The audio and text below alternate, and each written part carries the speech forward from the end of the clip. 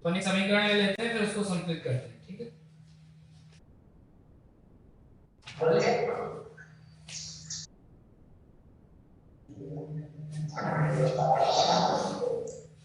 अपन एक समीकरण लेते हैं आयरन की जल के साथ में अभिक्रिया, उसको जरा मिटा लेते हैं।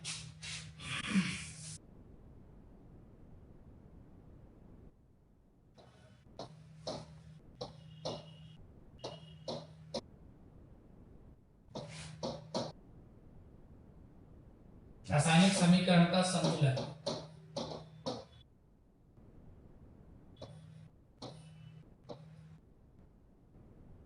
देखिए इसका जो सिंपल सा नियम है कि अपन जैसे पढ़ते भी हैं कि संतुलन करना क्या आवश्यक होता है, तो जैसे कि उत्तर भी अपन लोगों ने परीक्षा में लिखा था कि द्रव्यमान संरक्षण के नियम को संतुलित करना या द्रव्यमान संरक्षण के नियम को बनाए रखने।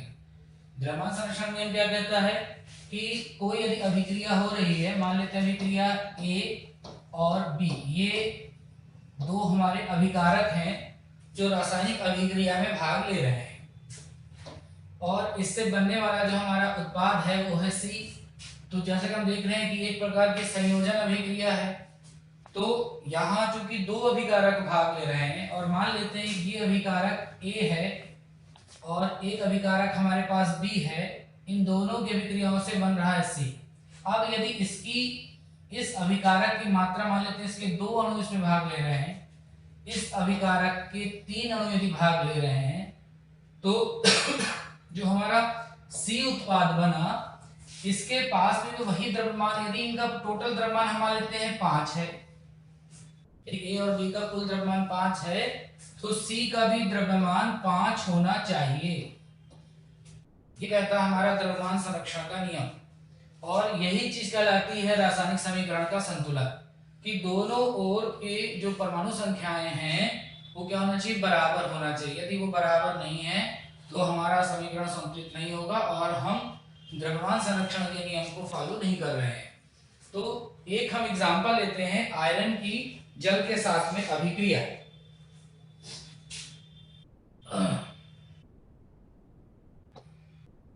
आयरन की जल के साथ में अभिक्रिया, तो जैसे कि हम देख रहे हैं यहाँ पर हमारे पास जो उत्पाद है अभिकारक है वो कहते हैं दो हैं। अब इसे जरूरी नहीं है कि उत्पाद जो है वो एकल बने या डबल बने, तो जैसे कि यहाँ पे लिखा हुआ है कि Fe3O4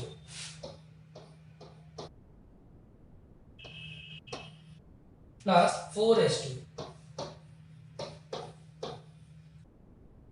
तो हम देख रहे हैं यहाँ कि हमारी अभिक्रिया में भाग लेने वाला जो आयरन है उसकी मात्रा सिर्फ यहाँ पर 1 है,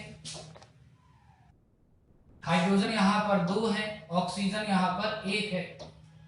लेकिन हम उस तरफ देख रहे हैं तो हमारे पास आयरन 3, ऑक्सीजन 4, हाइड्रोजन 8 है।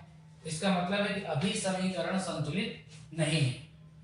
अब हमको इसको संतुलित करना है, तो हम किस प्रकार इसको संतुलित कर सकते हैं। तो सबसे पहले तो हम ये देखें कि हमारे पास आयरन कितने हैं। तो इसके लिए हमारी किताब में एक नियम बताया गया है कि एक छोटा सा चार्ट बनाएं। एक तरफ हम लिखते हैं अभिकारक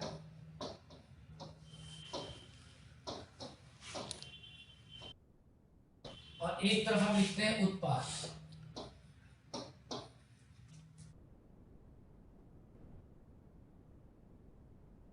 और यहां पर हम लिखते हैं कि कौन कौन से तत्व या परमाणु भाग ले रहे हैं। तो एक चीज तो भाग लिया हमारा Fe, दूसरा हमारा यहाँ पर भाग ले रहा हाइड्रोजन,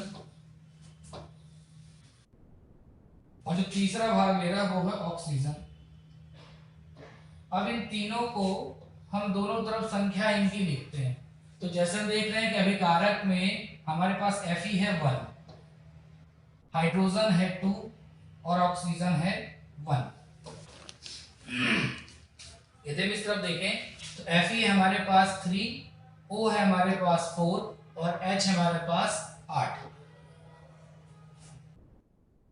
तो पहली चीज तो हम इस तरह से जो है चार्ट बना के ये ज्ञात कर सकते हैं कि हमको संतुलन जो है वो किस तरफ करना है या किस तरफ है। कुछ अभिक्रियाओं में ये जो 4 हमने यहाँ लिख दिया, ये 4 भी लिखा हुआ नहीं रहता है ना। तो मान लीजिए यदि इस प्रकार एक समीकरण लिखा गया और लिखा हुआ है कि इसको हमें संतुलित करना है, तो हम यहाँ से भी अंदाज लगा सकते हैं कि यहाँ Fe3 है, O4 है और H कितने यहाँ पर 8 है। तो अब हम एक तरफ से बढ़ाना शुरू, तो सबसे पहले हम किसको संतुलित करते हैं, Fe को। तो यदि हम Fe के आगे 3 लगा दें तो हमारी Fe की संख्या पूरी हो जाएगी, Fe की संख्या पूरी हो जाएगी। अब हमारे पास यहाँ देख रहे हैं कि हाइड्रोजन तो 2 है, लेकिन उस तरफ हाइड्रोजन कितने हैं, 8 हैं। तो 8 को करने के लिए यदि हम इसके आगे 4 लगा दें, यदि हम 4 लगाते हैं तो यहाँ पर हमारी जो संख्या है वो Fe यहाँ पर हमारी हो गई 3 और H की संख्या हमारे पास यहाँ हो गई 8। फिर दूसरी तरफ हम देखें कि जो हमारे पास, ये उल्टा हो गया, जरा इसको सुधार लेंगे।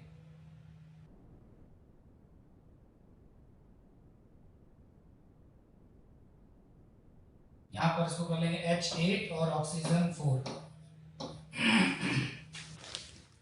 तो हम देख रहे हैं कि यहाँ पर हमने जैसे ही 4 लगाया, हमारा जो हाइड्रोजन था वो उसकी संख्या अभिकारकों में कितनी हो गई, 8 हो गई।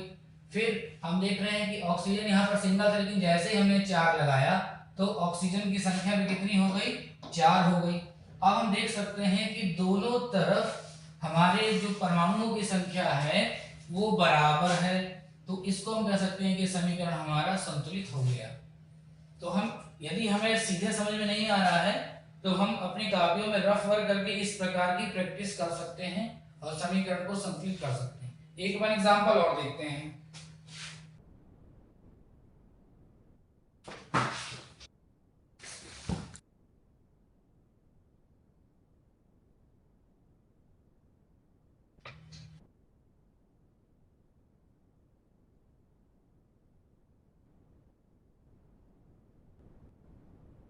CH4 प्लस O2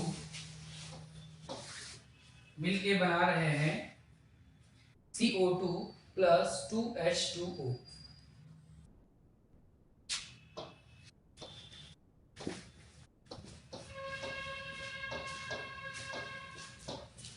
ये ऐसा समीकरण लिखा हुआ है और परीक्षा में आया कि इसे हमें संतुलित करना है।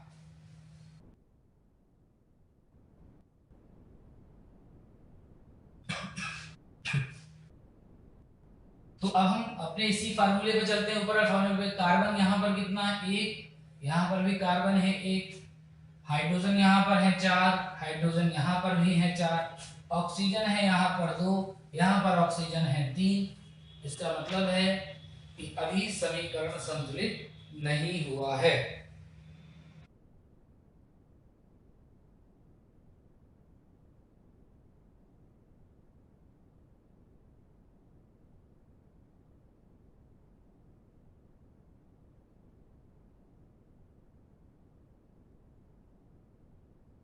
अभी समीकरण संतुलित नहीं हुआ है ना। अब हम क्या करें, कार्बन तो हमारा संतुलित है, कार्बन तो हमें कुछ करने की भी आवश्यकता है नहीं। फिर हम देखें कि आवश्यकता हमें किस चीज को करने की है, यहाँ पर 2 यहाँ पर है और 2 हमारे यहाँ पर ऑक्सीजन है। ऑक्सीजन यहाँ पर कितनी है, टोटल ऑक्सीजन है 4। तो यदि हम इस ऑक्सीजन के आगे 2 लगा दें तो हमारे पास ऑक्सीजन, अब यहाँ पर भी देखा जाए तो सब क्या क्या हो गए, तो कार्बन यहाँ पर हो गया 1, हाइड्रोजन यहाँ पर है 4 और ऑक्सीजन भी यहाँ पर हो गई 4। इस तरफ यदि हम देखें तो कार्बन हमारे पास है 1, ऑक्सीजन हमारे पास है 2 इधर है 2 इधर है 4 और हाइड्रोजन हमारे पास कितना है 4। मतलब दोनों ओर परमाणुओं की संख्या बराबर है। तो हम कह सकते हैं कि हमारा समीकरण अब संतुलित हो गया। एक समीकरण में हम सीधा सा लिखेंगे, किसी तरफ भी हमारे भी अंक लगे हुए नहीं होंगे, उसको हम लोग संतुलित करते हैं।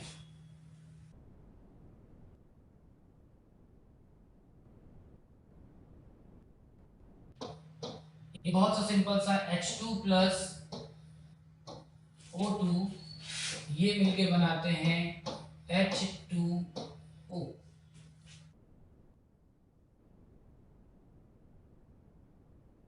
लोग जानते हैं कि पानी और ऑक्सीजन मिलकर, हाइड्रोजन और ऑक्सीजन मिलकर पानी का एक यौगिक बनाते हैं। ये हमने बना दिया। क्या ये समीकरण संतुलित है? तभी हम कह सकते हैं कि संतुलित नहीं है। क्यों संतुलित नहीं है? क्योंकि हाइड्रोजन यहाँ पर कितने हैं? 2। ऑक्सीजन कितने हैं? 2। लेकिन इस ओर हम देखें तो हमारे पास हाइड्रोजन तो 2 है, लेकिन ऑक्सीजन कितना है? 1। अब हमें इसे संतुलित करना है, तो क्या कर सकते हैं ऐसे समीकरणों में कि हाइड्रोजन को हम कितना कर दें, हाइड्रोजन का यदि हम 2 बढ़ा दें तो हाइड्रोजन यहाँ पर कितने हो जाएंगे? 2 + 2 4 हो जाएंगे। और यहाँ पर भी यदि हम 2 बढ़ा दें तो हमारे पास यहाँ हाइड्रोजन कितना जाएगा? +2 4 हो जाएगा। अब हम देख रहे हैं कि यहाँ पर तो हमारे पास ऑक्सीजन 2 था और यहाँ पर अब ऑक्सीजन कितना हो गया है? 2। मतलब ये समीकरण भी हमारा क्या हो गया है? संतुलित हो गया है। तो संतुलित करने का सीधा सा आशय है कि दोनों ओर की परमाणुओं की संख्या या द्रव्यमान संख्या जो है बराबर होना चाहिए। जितने मॉलिक्यूल्स इधर हैं उतने ही मॉलिक्यूल्स उधर होने चाहिए। ये समीकरण जो है ये हम लोग काफी प्रैक्टिस करेंगे तब ये अपने आप बनने लग जाएगा।